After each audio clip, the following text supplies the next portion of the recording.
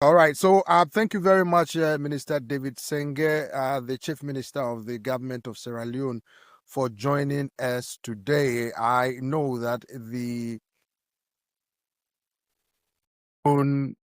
Canada Trade Investment Cultural Show has ended in Toronto, Canada. You were there as a special guest, leading a very powerful delegation there. This is the first time I believe this has happened.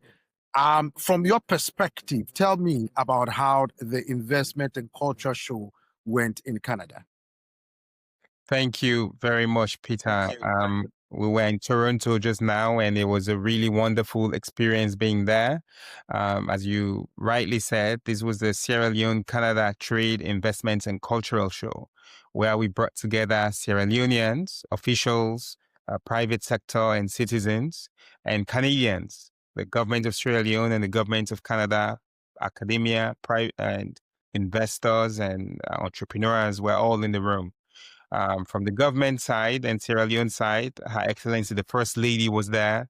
She was our distinguished Grand Chief Patron. Um, she was there for all 2 days of the event. We had other ministers there. The Minister of Trade was also there. I was there as Chief Minister.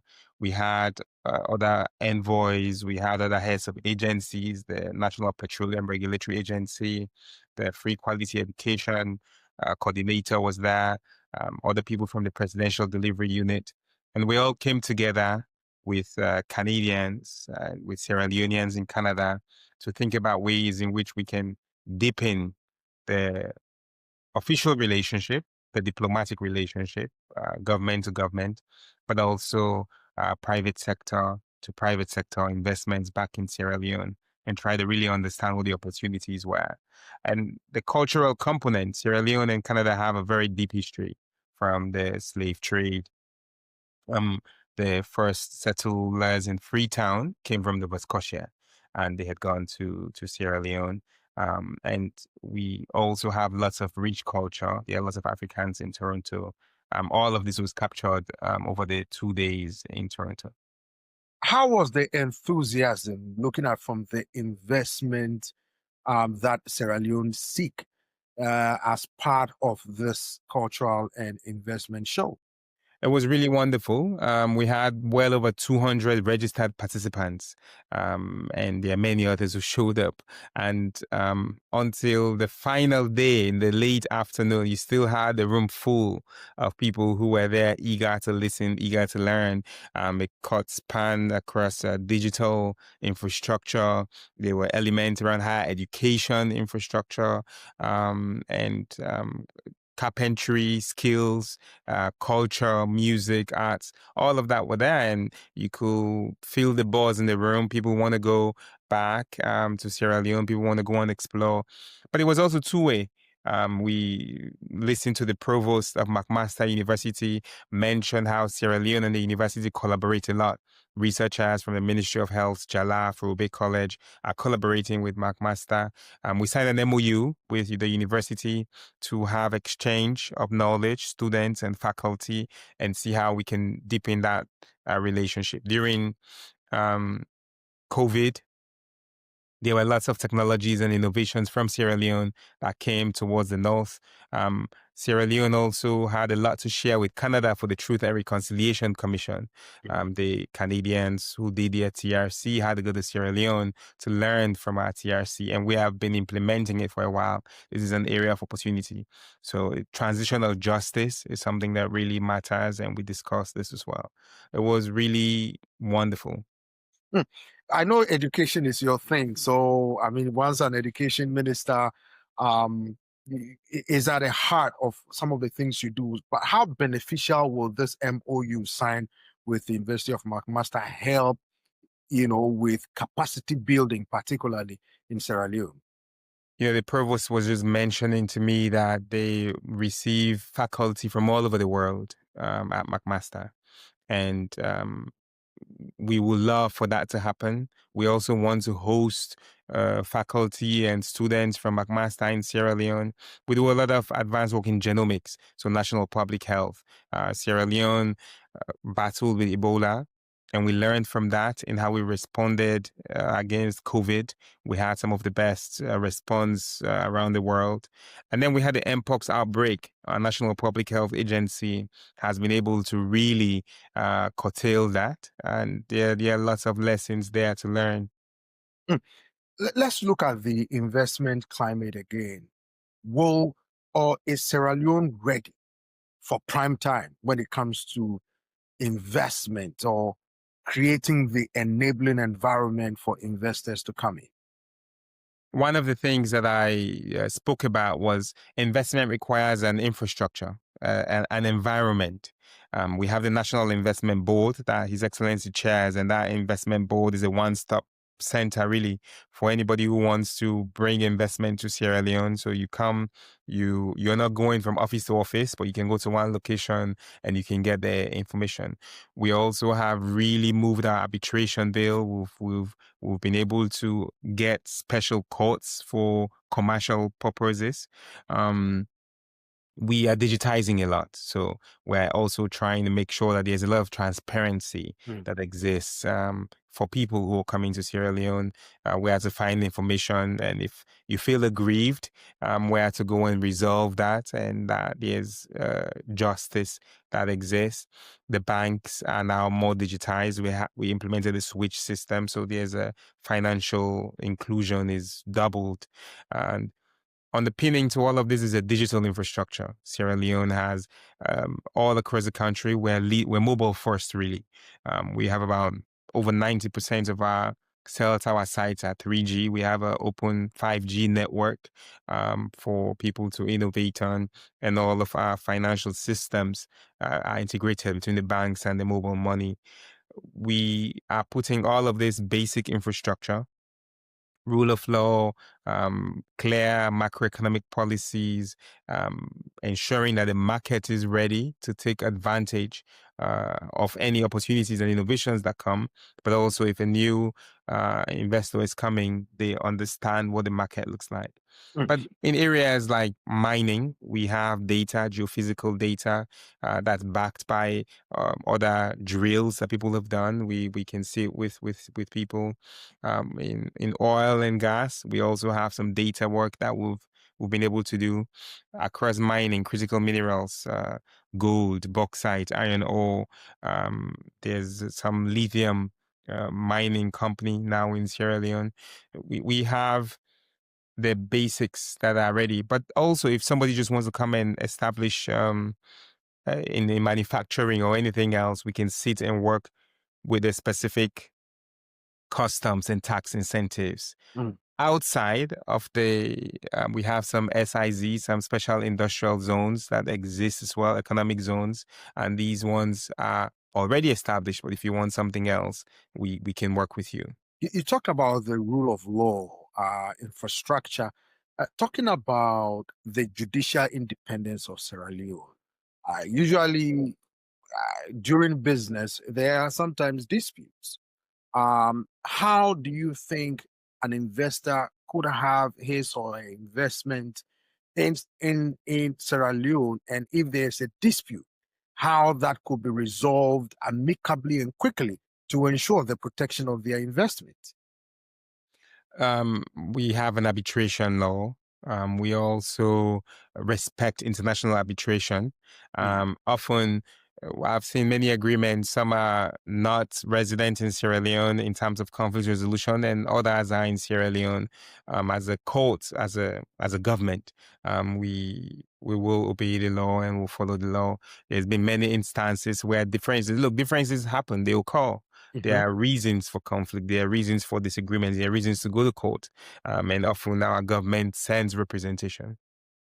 I know you talked about the investment board that the president himself chairs to ensure that when investors come into Sierra Leone, they don't have to be running helter-skelter to try to get things done.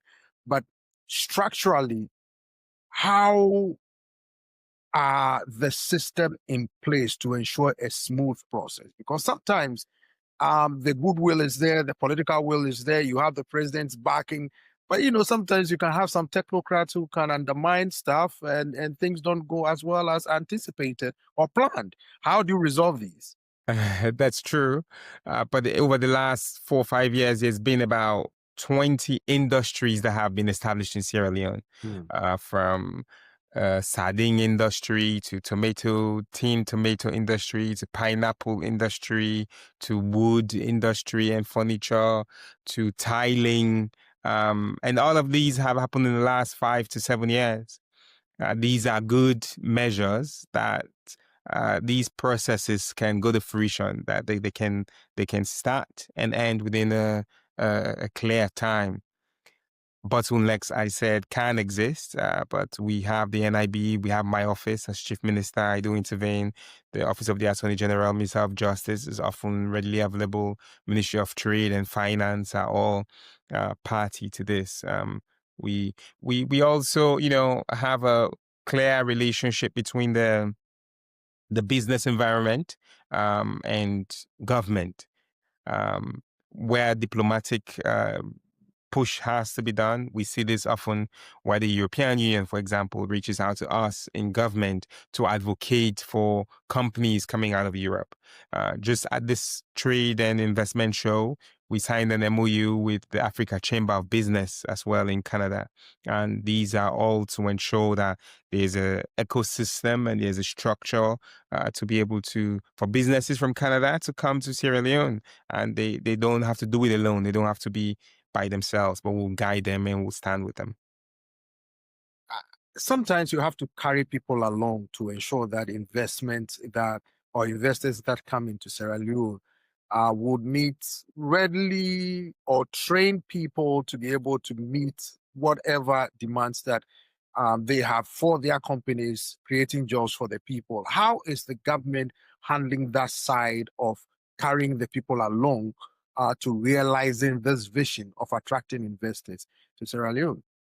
I think we have several events. So this is not our first trade and investment forum outside Sierra Leone. Right. We've had side meetings. Just now, I was in TICAD in Japan. We had an investment forum like this in Japan. We've had one at the sidelines of when we were in FOCAC as well in China. We've had some in Saudi Arabia, in Morocco. We've been able to do some of that in the US. We've showed up when there's a US Africa um, investment forum, investment summit as well. So there's been many ways in which we're bringing our people along, our private sector, linking them to opportunities.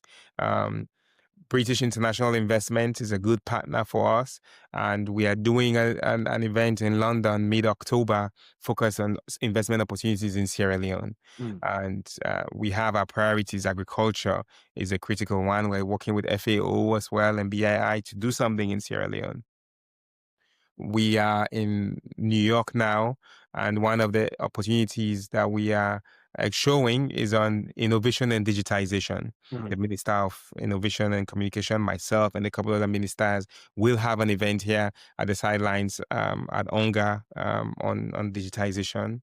Mhm. We will continue to do activities and events like this where we bring private sector in Sierra Leone or the private sector who want to come and learn about opportunities. They listen to other private sector and not just the government, for them to see what is it that's working and what the pain points are. Hmm. Some of your critics are saying that the government talks a good game, but actualization on the ground sometimes might be found wanting. To those critics, what do you say to them? There are 23 industries that have been established in the last 7 years. These are creating jobs. These are creating tax income. These are creating opportunities, value addition. We didn't have a tiling manufacturing in Sierra Leone in that scale since ages. And now that's set up. A couple months ago, we established a tomato um, canning industry, and where these people, the industry is giving seeds to women, farmers to grow the tomato. They make money and bring them over. There's a lot of value addition. that the Ministry of Agriculture is investing in cocoa, in cashew, in cassava.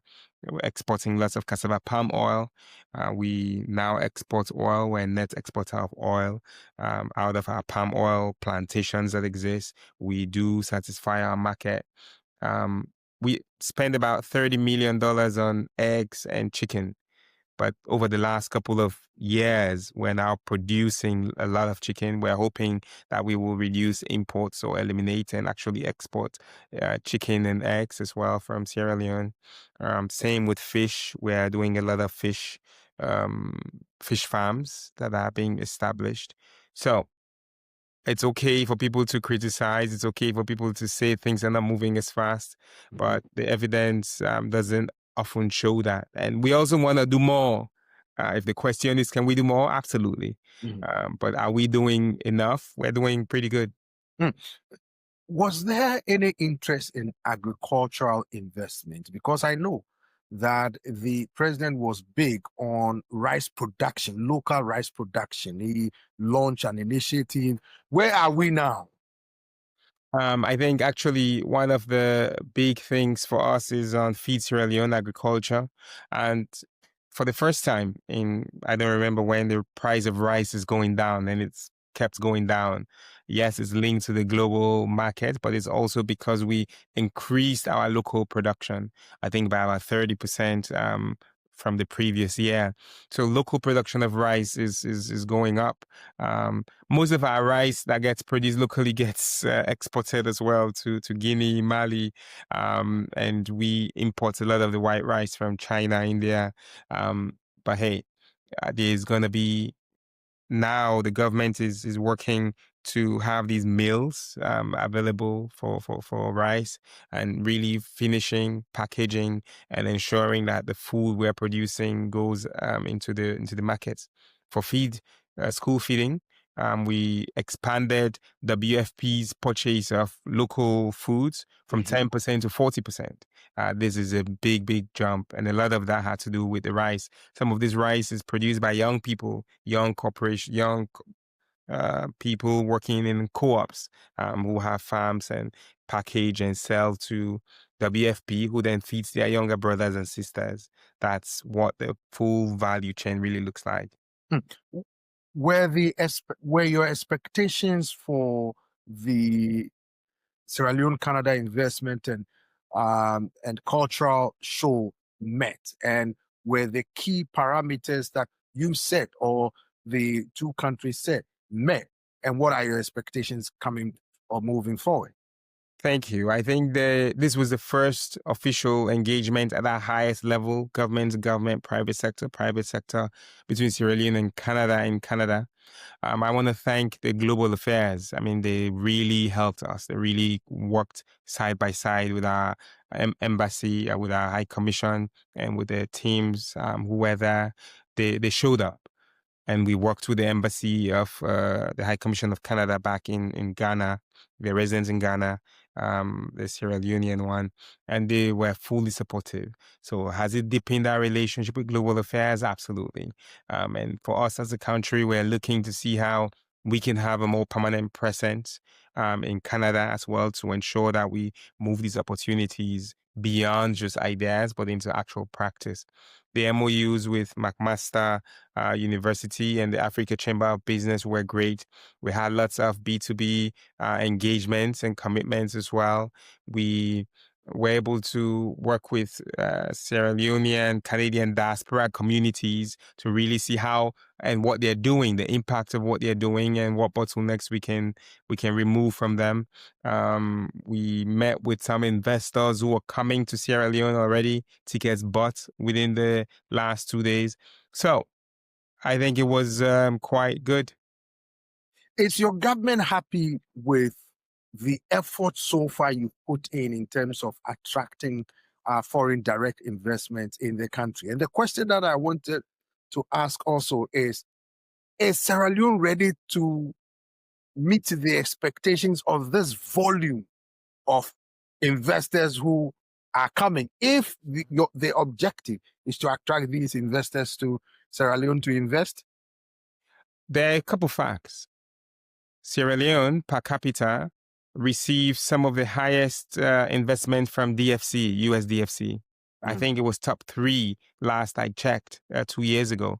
It may be number 1 by now with some deals that have been signed up recently. British international investment made Sierra Leone a priority country, doubling its investment portfolio from 100 million to 200 million for Sierra Leone. I think it shows that we're ready, and it shows that there's interest and that people are absorbing our banks. We received some BII invested in the bank. They've been able to invest in several other startups in energy. USDFC has invested a lot in energy in Sierra Leone that complements the work that we're doing with MCC, the grants that we are having. There are lots of mining, private sector, private mines developing gold, processing gold, lots of agricultural companies who are getting investment. Some of our multilateral partners are investing a lot in livestock. We are absorbing those and we're ready to do more. The opportunity is great. The market is not just the 8 million people in Sierra Leone. It is ECOWAS. We're exporting oil for now, like I mentioned. The market is much bigger than Sierra Leone. Investors also need energy. I know a few months ago, Sierra Leone had some challenges, you resolved them, but will you implement a more bigger energy capacity to ensure a smooth process when investors come in, set up factories to employ your people?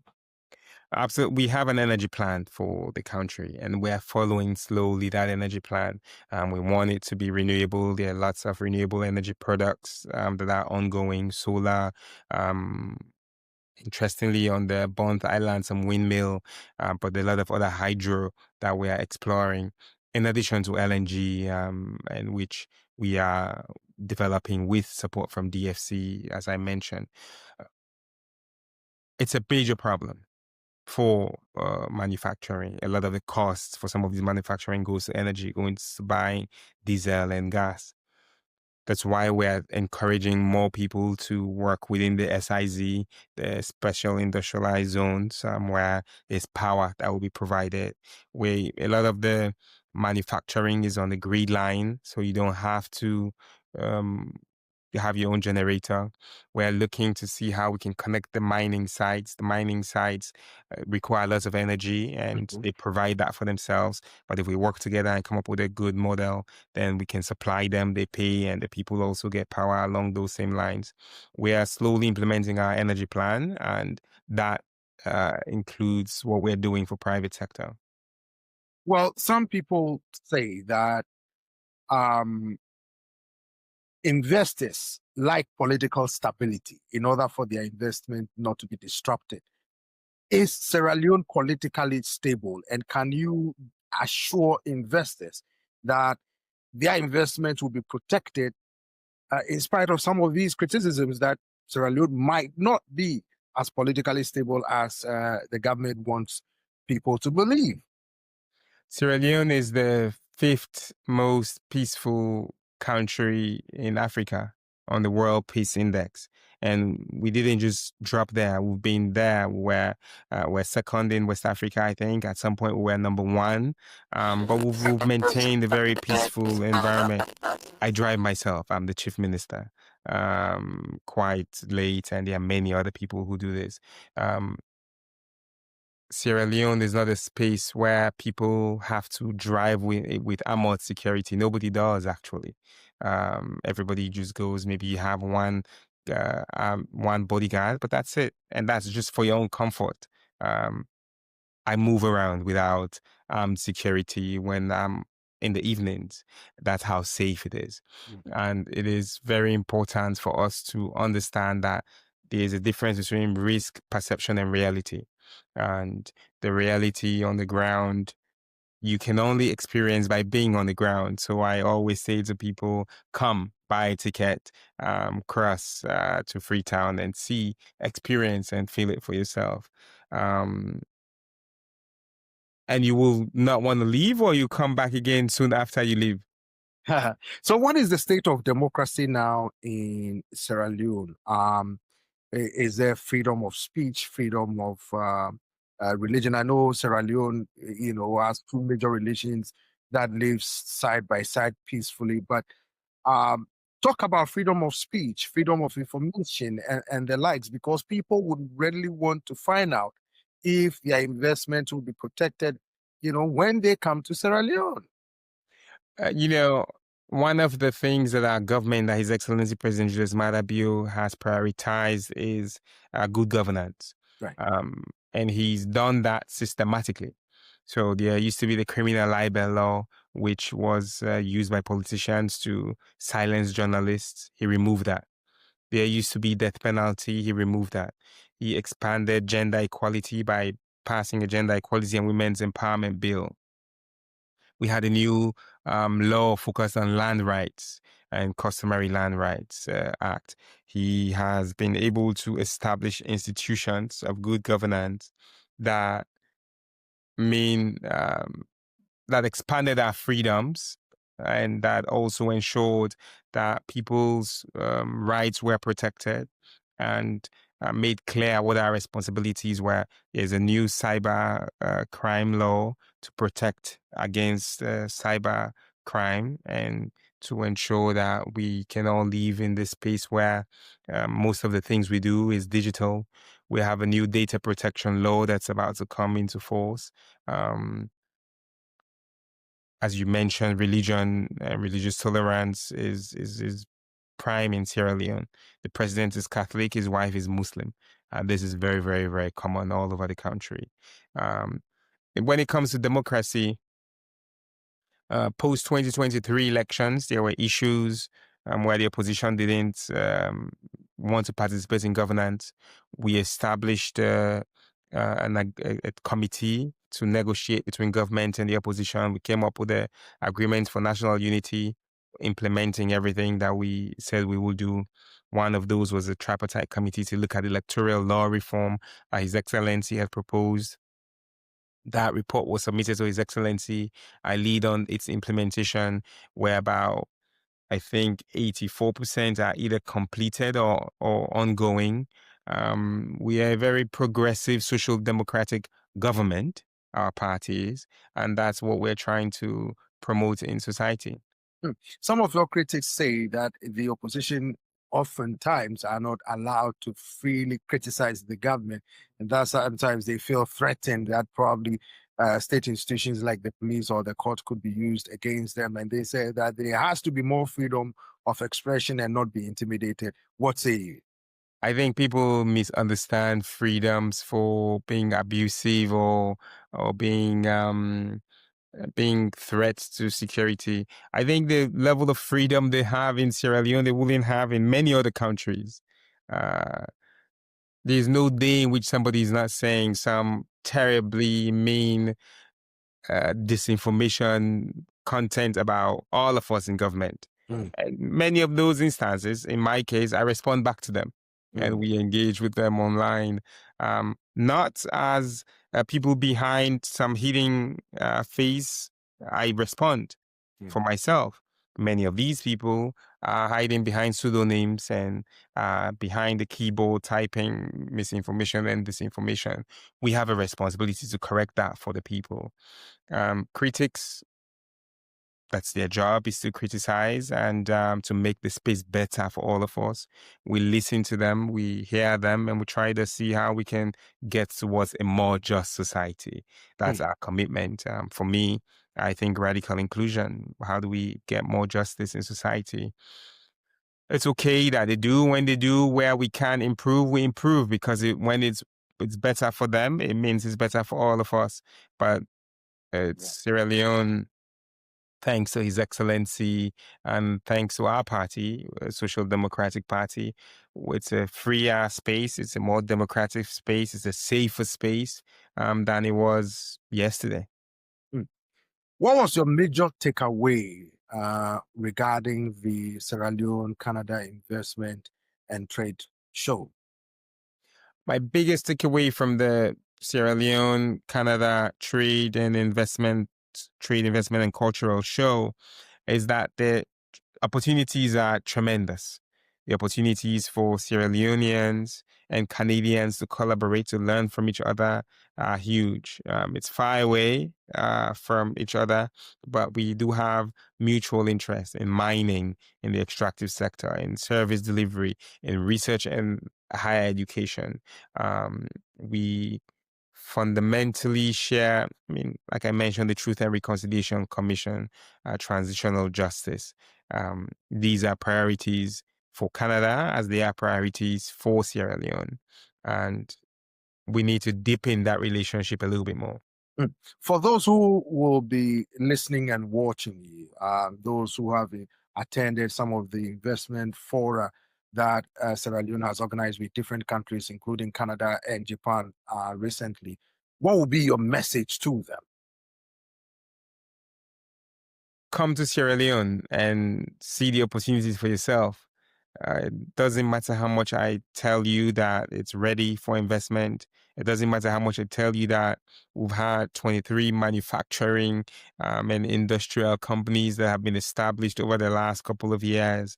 It doesn't matter how I tell you that the mining sector is expanding and value addition is there, or the land is arable and the opportunity for agriculture.